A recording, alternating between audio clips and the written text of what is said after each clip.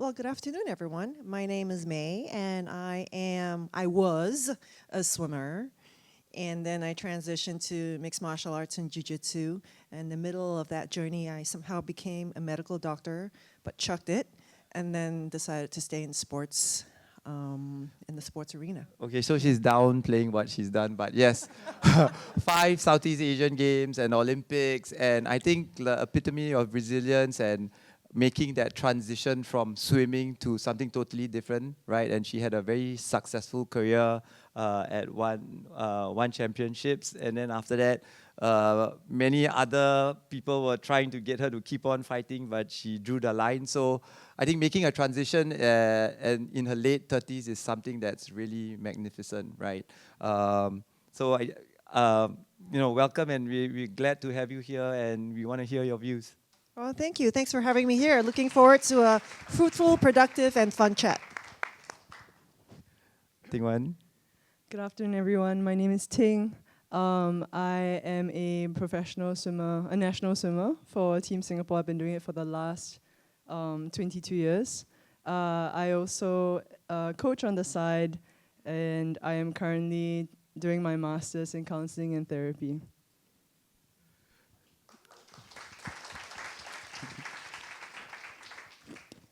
So Ting is now the most bemedaled female SEA Games athlete with a total of like 65 medals, right? So she overtook Jocelyn Yeo, and she's gone to 3 Olympics, countless Asian Games. I think like the fact that she lasted and she's still competing at a competitive level after more than 22 years really speaks a lot about that whole idea of resilience and staying at a top level for very long. Thanks for joining us. Okay, so today I think we're just going to keep it casual, and we're going to talk about like anything like related to sports, right? I mean, why do we do it? What are the conversations that we can have about sports, right? And I just want to like set the backdrop of what's happening in the next few years. So in 2029, Singapore is going to host the SEA Games, and it's going to be in Singapore. So that's going to be really meaningful. The last time that we hosted it was in 2015. And amidst that, there's a lot of planning, and we can see, policy revisions and refinements where they're looking at athletes that have potential. There's a more diverse approach to different types of sports. There's a recognition of esports into the mainstream sports conversation, increasing number of women at high levels of sport. And I think now certain changes in the way, the rationality of what guides sporting policy, right? I think a lot of the time, at least in my time, it was a very instrumental sort of rationality that was premised on return of investment and funding that is given after medals, after performance, right? But now we have new initiatives by the government like the Specs Potential Initiative that actually looks at athletes just below medalists, which are sort of a sandwich class, right? So in some sense, they haven't medaled, but the government is investing in them to allow that opportunity or that runway. And I think it hints at this idea of long-termism that a lot of us think is very important when we are talking about investment and remaining in sport. So amidst all this, like, what are your opinions about what's been happening over the past few years?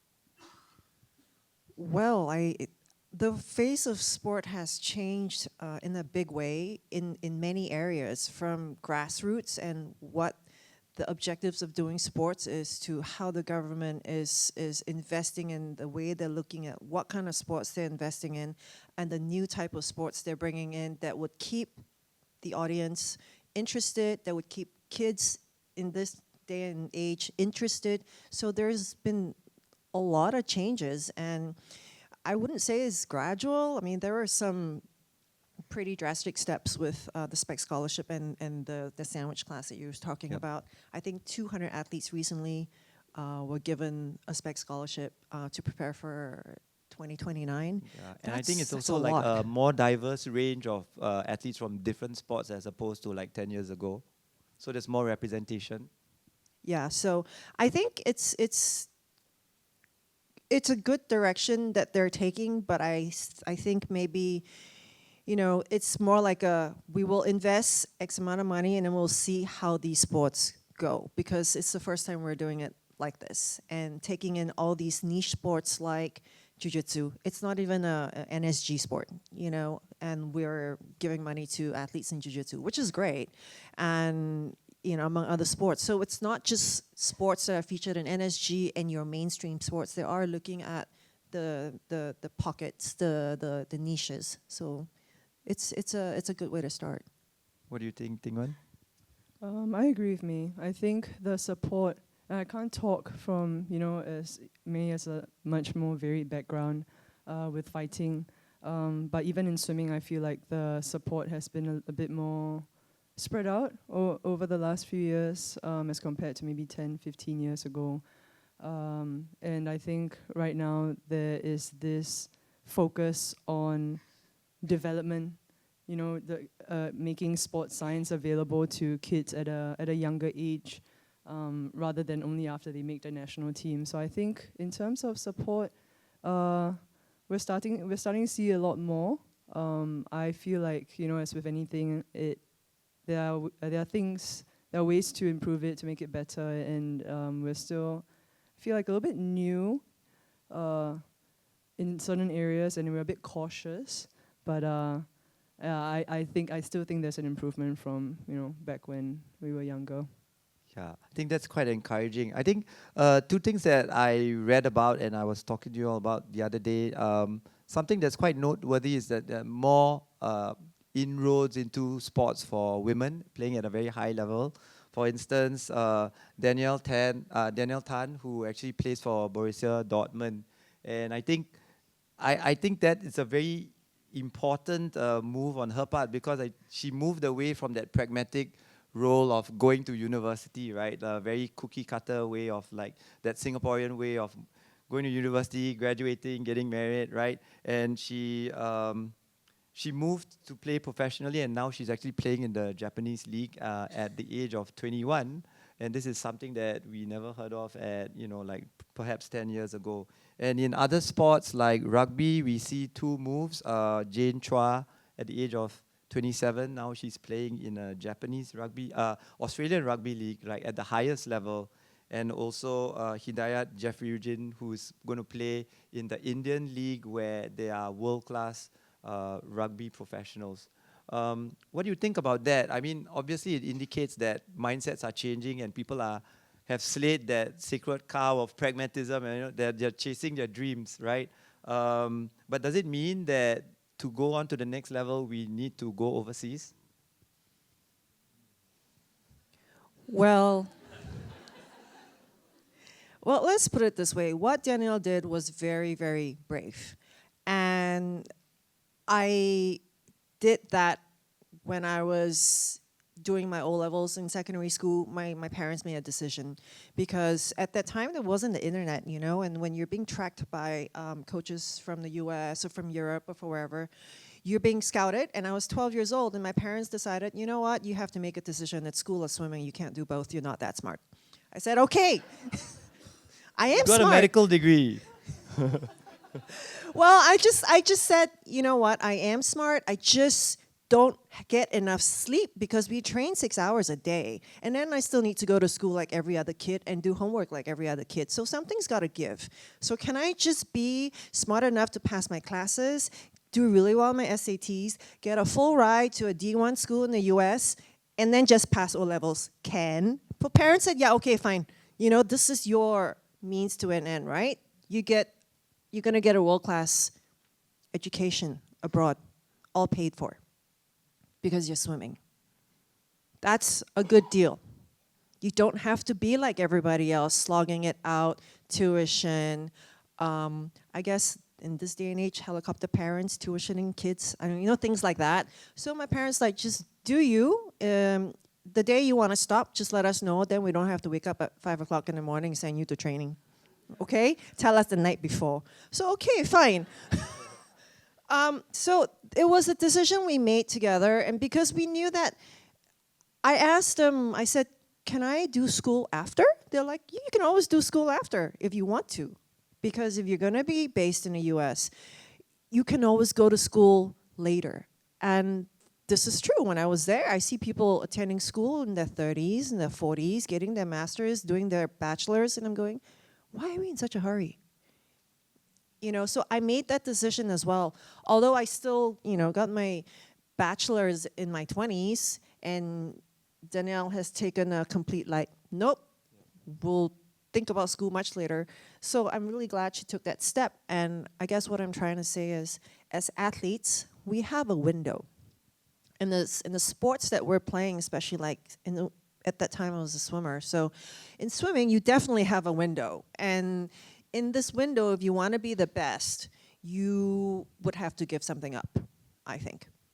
And giving it up, for example, not traveling the path that everybody does in Singapore, you know, O-levels and then junior college and then university, that route does not guarantee success. And if you already know that you are talented and you're gifted and you have this gift, then run with it. It just doesn't make sense to shut it down so that you can be like everybody else. And that's what we decided. So good on Danielle for doing that. And I hope more people are brave enough and parents can think about that and make those decisions, you know, come to that conclusion together with their children. I like what you said about sports as a means to an end, right? I think that's reflective of that whole pragmatic, a very Singaporean pragmatic kind of culture. What do you think, Ting Wen? Like, have you seen it? Like, have you seen it in your interactions with other people, parents? Plenty. I work with a lot of primary school children, and one of the very common questions I get from parents when their children are in primary 6 and 5 would be, how good is my kid? What is the probability of me being able to use swimming to get my child into a top-tier school? I don't blame these parents. Can I ask you, okay, wait, so a lot of gasps, right? Wait, so, okay, so is that problematic? Is that approach problematic? I don't gasp anymore because it's become so normal. It's so normal for me now when I meet 11 and 12-year-old children. I just know that parents are thinking, do I put them in sport, music, art? Apparently there's leadership that can get you DSA into school. So I learned that last year. Like, I didn't know leadership was a thing that could get you admission into school. It's become very normal for me. And I've come to, maybe a little bit cynical, I've come to accept it. I've come to understand that everyone has their reasons for doing sport, and a lot of it is very realistic. A lot of the parents are putting their kids in extracurricular activities, thinking long term of how, you know, like you said, like ROI, right? How can I best make use of my time, my energy, my money, and put my child in something that gives him or her the best probability of success in the long run. And of course, when your child is 8 or 9, we weren't making decisions for ourselves. Our parents were just doing the best they could in terms of parenting. And so that's how I see it, right? The parents are just trying to be the best parent that they can, the best parents they can be. Now, the effect that this has on their children, on the other hand, I've seen it, you know, at happy endings and kids who are burnt out. We talk about being burnt out, like last time it was like midlife crisis, and suddenly now in our generation there's like quarter life crisis, and then now I see kids who are like doing 10 ECAs and are so tired at the age of 11. I had a kid come up to me and there was one, I'll give you an example. I was coaching this 11-year-old boy, very, very active, but there was one day he was extremely sluggish and he was just not paying attention and very distracted.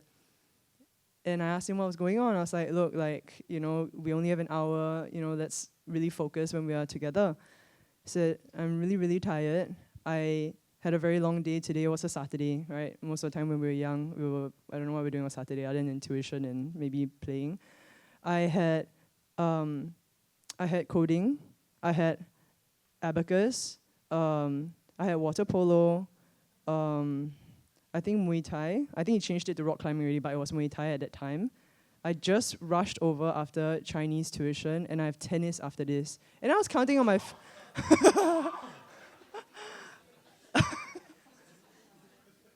And this was at 3 o'clock in the afternoon. So I was like trying to count the hours, and I was like, first of all, how do you teleport from like one activity to the other? What time are you waking up? Like, how do you eat? And I'm amazed that your mom is like so okay, like flying around Singapore doing all these, like bring you to all these things.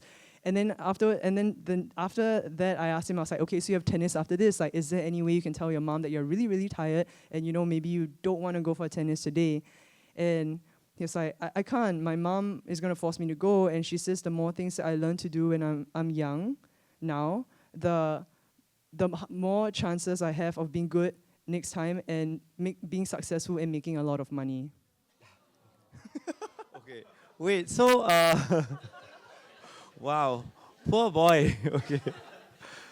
Wait, so I think the DSA system was started with you said you didn't know that they even have DSA for leadership, right? It's a well-intended policy in recognition that you need to broaden the definition of success, right? That you're not successful just because you get good grades, like there are other talents, right? So I think the policy is well intended, but what we need to think about is the cultural attitudes towards the policy, like how are we reacting to it? And why is it that a kid has to go for 10 different sports? That's the scary part, I think. And I mean, I love this kid. The mom is a very passionate parent, and she's well-meaning, and she wants the best for her child, as with all my parents that I work with. And again, these kids are young. It's very hard to have these conversations where you're like, oh, let's sit down with my child and have a conversation about the next 5-10 years. A lot of the times, these parents are making the decisions for the children and praying that it works out well. Most of the time when the parents ask me about DSA, on my end, I just try my best to prep the kid as best as they can for the best I can for the competitions. And along the way, I'm constantly asking the kids, like, do you enjoy what you're doing? Are you having fun? Training can be tiring, but do you at least enjoy what you're doing? Do they enjoy what they're doing? Most of them, I've also grown up with kids before who absolutely hate, being in the pool at 5:30. And are forced to be there by their parents. So those are a bit more unfortunate. I can't help but ask, like, are these kids from high SES families? And I mean, what are the implications of that in terms of like the opportunities? Do you think there are more? Do you think the climate has changed such that kids from lower SES families get those opportunities and doors open to them? I actually did think about how much like that Saturday would cost. Like if I was the parent. Yeah, it's like, let's do the math. $40 or $50 per class if it's not a private class. If it's a private class, it's gonna be $120. So you times 7 now. Oh my, okay. SES. Okay. I would say Decathlon is great. You can get a lot of your sports equipment from Decathlon. Is it like the high-end kind? No. But, it makes swimming accessible. I will share, over Chinese New Year one year when I was gathered with my cousins, and they came from much lower SES from me when we were younger. And they were just curious about swimming. One of them asked me, how do kids, because we train at 5:30 in the morning, because we have to go to school. We have to leave the pool by 7:15 to get to school by 7:40. So we are in the water at 5:30. Most of the kids wake up before 5. My cousin asked me, so how do the kids whose parents don't own cars get to the pool? And it was that year during that meetup that it made me realize that when I look back over my time swimming in local clubs, that yes, there were a variety of people from different backgrounds. If you ask about who were the ones who got very, very successful, that I still feel like there's a barrier.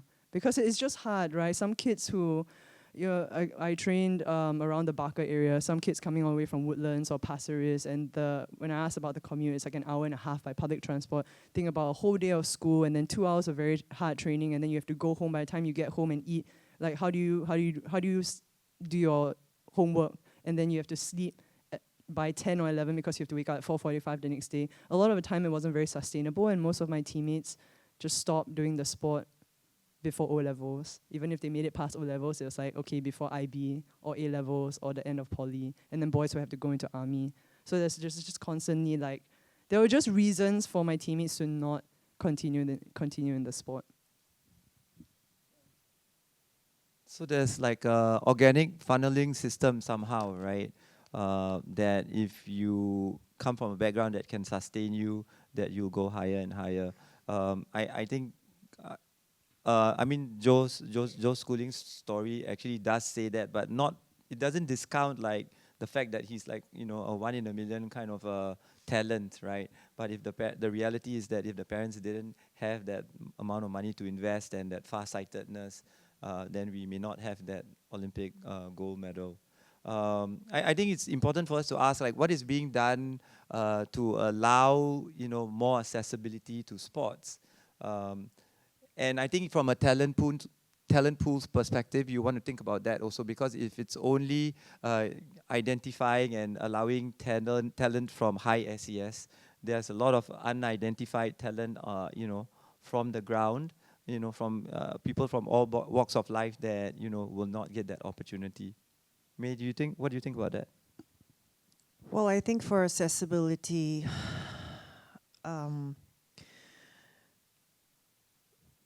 most kids, they play in the playground, but that's unstructured play, right? People don't even play in the playground anymore. I see empty No, I think playgrounds it's now. iPad. But okay, so like having a structured sports program, a kid's first encounter is usually in school.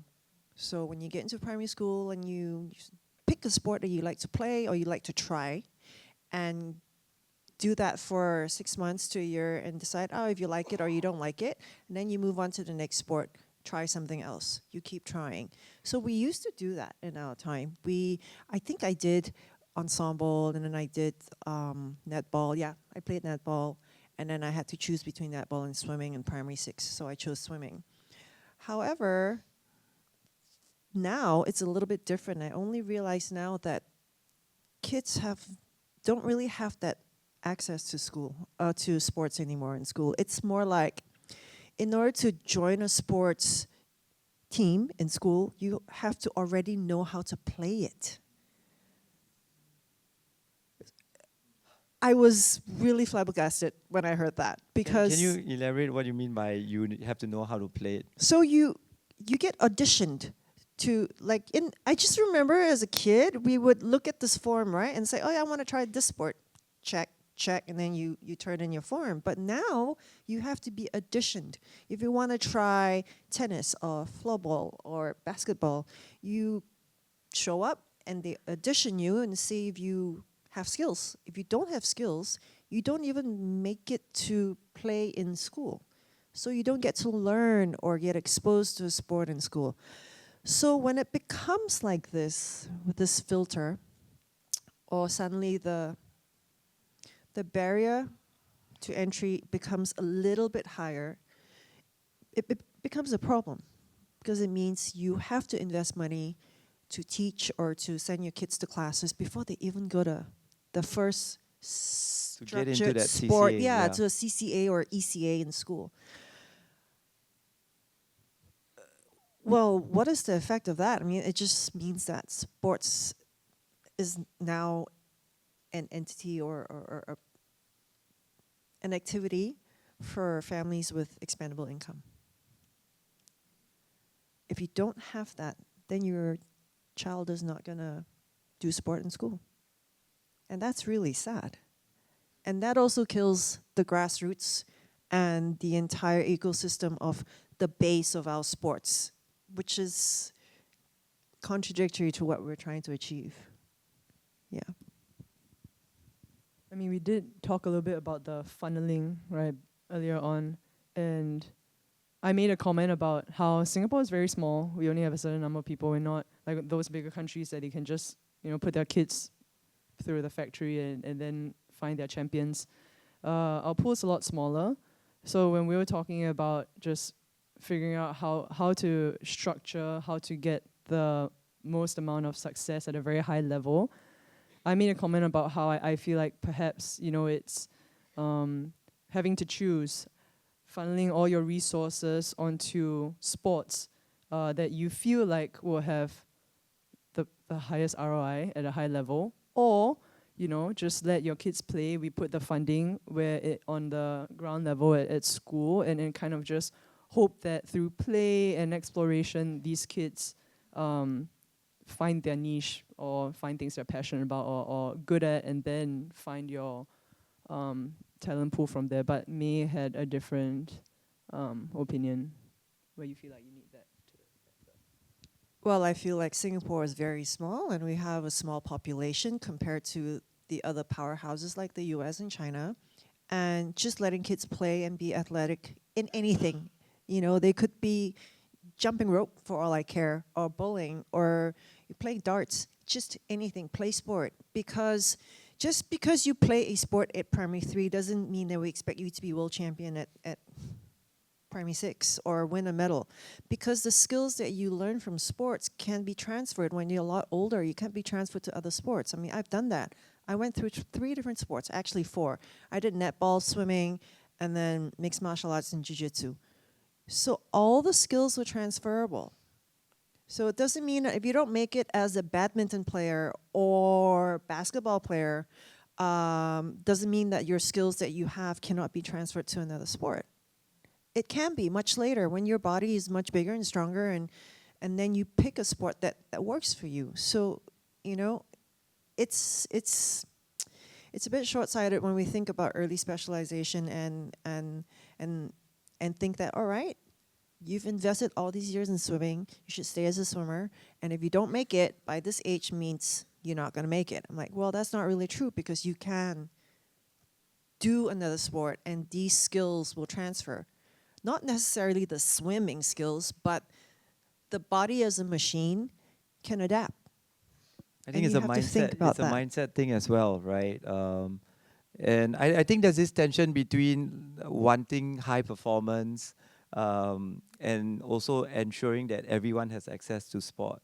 And in reference to what you said about Singapore being a small country, we fund 70 national sports associations, more than that, and that's as much as what Britain does in terms of funding, right? And if you look at all those small countries that are very successful, like Japan or New Zealand and Norway, they are consistently successful, but they are not afraid to choose the sports that they are good at and to invest in.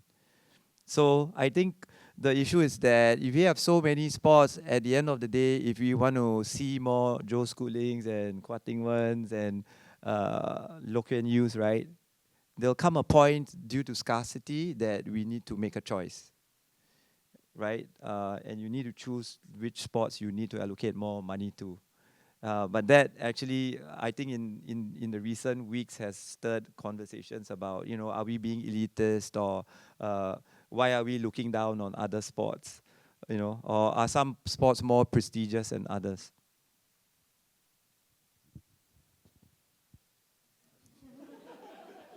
Is it wrong? Is it wrong to choose? Like, why can't we choose, right? And why, yeah.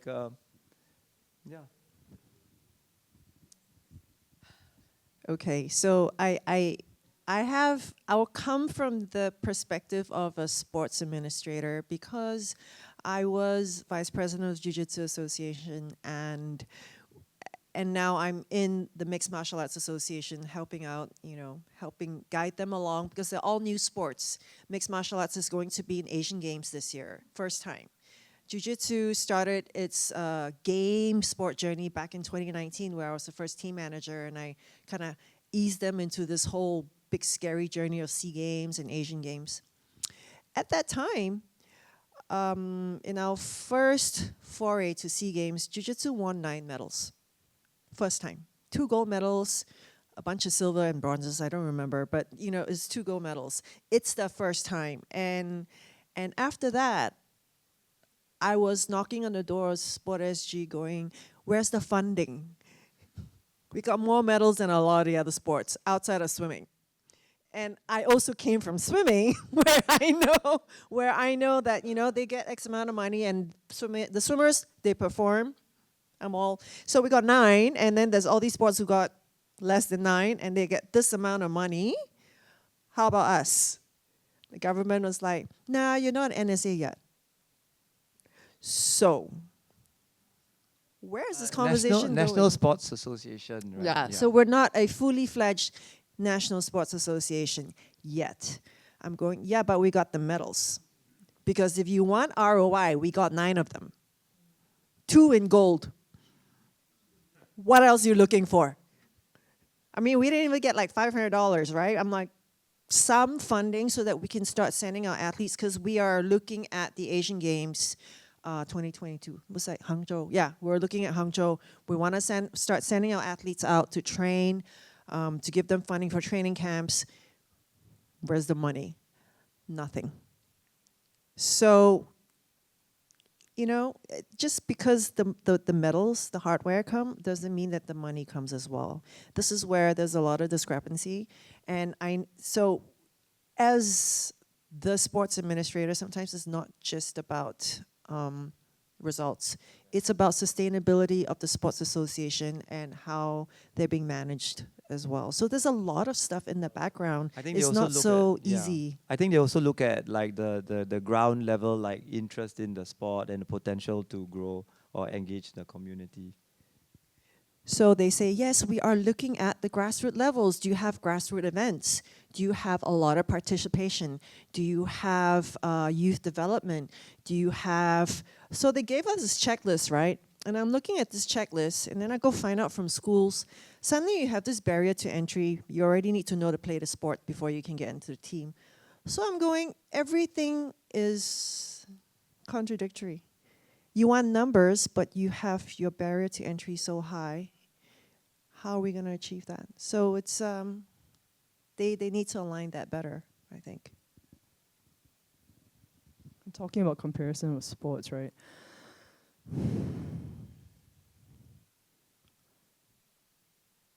For me, I always like to ask the parents and the athletes to be very honest with themselves. Like, you don't have to tell me your purpose of doing the sport, but I think you have to be, I think self-awareness is very important to understand what your end goal is doing a sport. Now, if you can be honest and say, oh, yeah, it's just to get my kid into a very prestigious school, and that's it, then okay. Then you pick, then you have a direction, then you pick a certain sport. There are other parents also I've met who say, oh, I just want my child to play. I want my child to explore. I want my child to do a bunch of different things and just learn lots of different talents.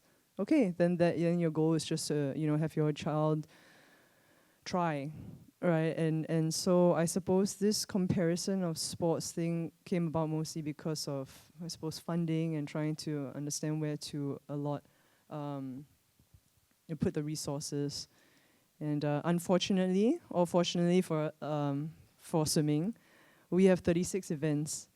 I did a talk once at I think RP, Republic Poly, and had some unruly audiences. I think they were in a different sport. I can't remember which one it was, but they're like, tell us why, in the media, like swimming always gets so much attention. It's so unfair for the other sports. This was like years ago. I was still quite new to like talking to people and just fending off these questions. And I thought about it and I was like, well, we just have so many more opportunities to be in the media because we have just so many more events. In the aquatic NSA, in the Aquatic Association, we actually have 5 aquatic sports. We have diving, synchronized swimming, water polo, pool swimming, and open water swimming. We are featured the most because we have 36 events.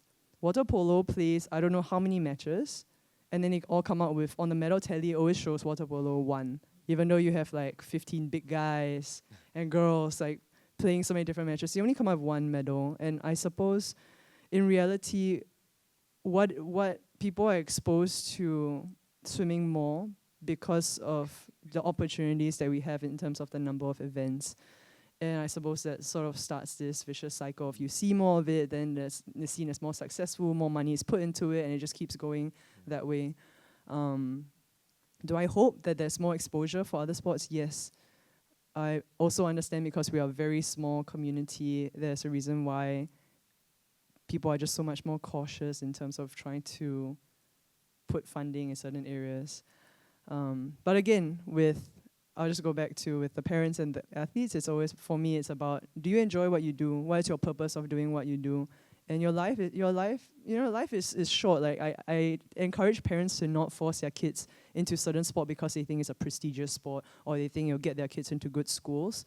When the kids decide to retire at the age of 14 or 15, and the parents look back on their journey with their kid throughout their sporting career, I always ask the parents, I'm like, what kind of experience do you want? What kind of memories do you want to have with your kids? You dragging your kid to the pool at 5 a.m. every morning and them hating you, and you got them into school, but your relationship's now like crap bad. So yeah, for me, this sports inequality thing, I always go really like down to the individual and just ask them, do you enjoy it? Like, what do you want out of it? I think this idea of prestige is quite complex because swimming comes from a heritage of like many years of good governance and a large talent pool and all that. But it's also prestigious because of the level of performances, right? Like going beyond the SEA Games to Asian and Commonwealth. And so I think we just want to think about whether we can allow or enable those prestigious sports to reach more people from diverse backgrounds, right? It might not be that one sport is inherently more prestigious than the other, right? But somehow we keep falling back on level of performance and the number of medals. That's interesting when you use the word prestigious because prestigious, okay, channeling towards swimming and you have all these medals and attention, but people don't understand that swimming, it's probably one of the most competitive sports to win a medal in. It's really, really hard to win a medal in swimming. I won't say jiu-jitsu's easy, but given that it's a new sport and it hasn't developed, for that long in Southeast Asia, it's a little bit easier. I will never say easy, but it's not as challenging. But swimming is really competitive. Singapore swimming has a very, very long and successful tradition of winning. We have a very, very strong winning culture in swimming. But that also means the competition is insane. People don't see that. They see the medals, but they don't understand the amount of disappointment, number of times you have to compete and lose and lose and lose before you get to that level in swimming. It's really tough. I have seen people shoot to fame in jiu-jitsu overnight because it's just hasn't been that hard. It's getting harder now. In the beginning, it just wasn't. Just like all the new sports that come through, it's a little bit easier to get to the medal tally, to get a bronze, a silver, or gold at SEA Games level, simply because the sport's not developed yet, or not so well developed. But once you hit sports like swimming and track, winning a gold medal from SEA Games onwards, it's a tough thing to do. I think it's a reality that like you're looking at medals at the SEA Games level that now you need to be Asian standard and Asian standards moving on to world standard. And there's a funneling system in track and swimming where people compete at the NCAA, right? So global, like what you said, like it or not, global standards of the sport are higher. And that's the tricky part. I think one last thing before we close off and open it up to the floor. Someone called me and told me that, hey, when you talk about SES and you talk about soccer players or people from low SES having to sacrifice, it doesn't make people that come from well-to-do families, it doesn't make their sacrifice any less. And I think that's something that we need to also think about, right? Just because you come from a wealthy family, that sacrifice, the amount of hours that you put in, is not necessarily easier than someone who were to come from a less privileged background.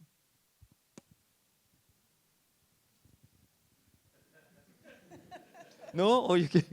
No. I'm just thinking about what you're saying. I agree. It doesn't take away from the sacrifice and the time and the energy and the hours that the kids put in. I laugh because the irony is that some of these kids who come from very wealthy backgrounds, who live a life of comfort and sometimes excess, they find discomfort very unsettling. And then the kids who come from a little bit of harsher backgrounds, where they've seen their parents work very hard to send them to school, they know the hardships of life. You know, they're a bit tougher. The irony is that then they can withstand the pain of training. The threshold of pain is higher, but sometimes they're not provided for enough to make it as far. It's just interesting. You have the two extremes.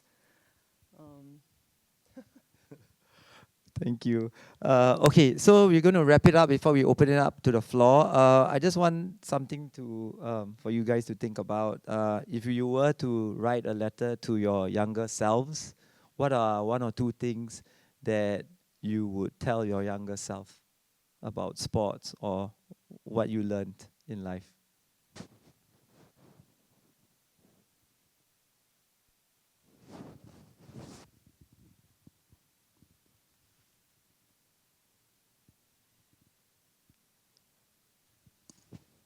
Okay, I can start on this one. Letter to my younger self. I would tell myself that the skills that I've learned in sports, and not necessarily like the swimming skills or the fighting skills, but really the word resilience is just used all the time, right? But I'll be a little bit more specific. As a 12-year-old, like having to deal with the media with no media training, and you just speak unfiltered and you understand. The next day you read in the papers, you say, I said that, but not like that, and they twisted it all the wrong way. And then you're getting yelled at by everybody from coaches to moms to parents, and you go, now we know how to deal with media when you're 12.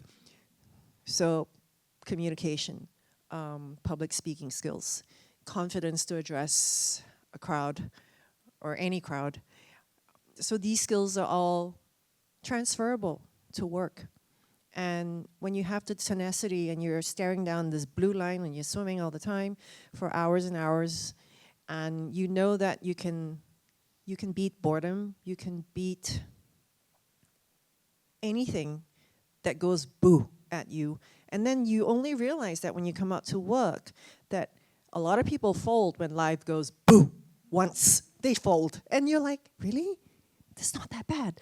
You know, so there's all these skills that I've learned that are totally transferable, and I don't know that until I was much older. And then people ask, how do you do this? I said, I don't know. Maybe I was born with it. And then I got, no, I wasn't born with it. If you have to backtrack, it's all the exposure that I've gotten with the different people that I've met and all the tests and all the challenges and all the obstacles that I've had to go through. When my parents are not around, you just have to deal with it, because a lot of times when we travel to these big competitions, your parents are not allowed to be there, you know, and you have to deal with everything on your own. And all these skills that schools don't teach, they're taught in sports. And when you have this exposure and going out to work really isn't that scary anymore. It's actually a little bit easier, and you can see things coming from a mile away. And you're like, oh, how come you didn't see that? So, you know, all these skills in sports that are hard to articulate, it's not just your ROI that you get, is not just the medal and the good school that you go to. It's life skills and work skills and these things that you're supposed to learn in school, but not really anymore. All these things you get in sports. And I would tell myself, keep doing it, because there are more things you're gonna learn, and that's why I keep training, and I'm still learning new skills as I'm going along. I'm 50. Lovely. Thank you. Ting Wen? I think if I was to talk to my younger self, I would have told me to look for a mentor, or look to someone to at least talk about what life would be like after school as a student athlete. I think one period where I felt a bit lost in the sport was probably making the transition from being a student athlete to a professional athlete. And I I know there are resources out there. I think I should have looked for them sooner. Which is why I talk a lot about self-awareness. I feel like it's a bit of a dreamer. Growing up as a child, I was always kind of staring off into space and kind of in my mind, quite unaware of my surroundings and of myself. I was always the last on the team and in my class to know like all the drama. Like it would be over already and then I'll find out about it. But yeah, I think if I could go back in time, I would tell myself to learn more about myself, be very aware of myself, and so then I would have more control over, suppose my life in and out of the pool. Thanks so much, everyone. Feel free to come up again.